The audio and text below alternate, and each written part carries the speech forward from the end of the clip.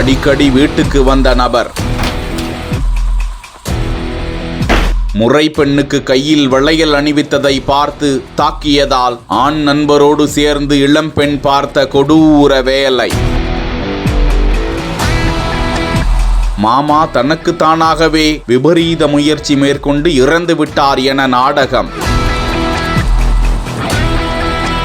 காட்டிக் கொடுத்த மருத்துவ அறிக்கை. சென்னை அடுத்த மாங்காடு கெருகம்பாக்கத்தில் தனியார் அடுக்குமாடி குடியிருப்பு கட்டப்பட்டு வரும் நிலையில் அங்கு தனித்தனியாக தங்கி வடமாநிலத்தை சேர்ந்த ஏராளமானோர் பணிபுரிந்து வருகின்றனர். அதில் ஜார்க்கண்ட் மாநிலத்தை சேர்ந்த 38 வயதான மோகன் புஜக்கர் என்பவரும் தனது முறை பெண்ணான 33 வயதான சோனியாவுடன் தங்கி பணிபுரிந்து வந்திருக்கிறார். இந்த நிலையில்தான் சோனியா மாங்காடு காவல்துறையினரை தொடர்பு கொண்டு தனது மாமா மோகன் புஜக்கர் தனக்கு தானாகவே நெஞ்சில் கத்தியால் குத்தி கொண்டு இறந்து விட்டார் என தகவல் அளிக்க அதிர்ச்சியடைந்த போலீசார் சம்பவ இடத்திற்கு சென்று பார்த்தபோது இறந்து கிடந்த மோகன் புஜக்கர் உடலை மீட்டு பிரேத பரிசோதனைக்கு அனுப்பி வைத்தனர். அதனைத் தொடர்ந்து வெளியான மருத்துவ அறிக்கையில் மோகன் புஜக்கர் கொலை செய்யப்பட்டிருப்பதை உறுதிப்படுத்திய போலீசார் சோனியாவிடம் தீவிரமாக விசாரணை மேற்கொண்ட போது மேற்கு வங்காளத்தை சேர்ந்த சுஷாந்தா பர்மன் என்ற நபரோடு பழகி வந்ததாகவும் இதனை தனது மாமா மோகன் புஜக்கர் கண்டித்து வந்தார் என்றும்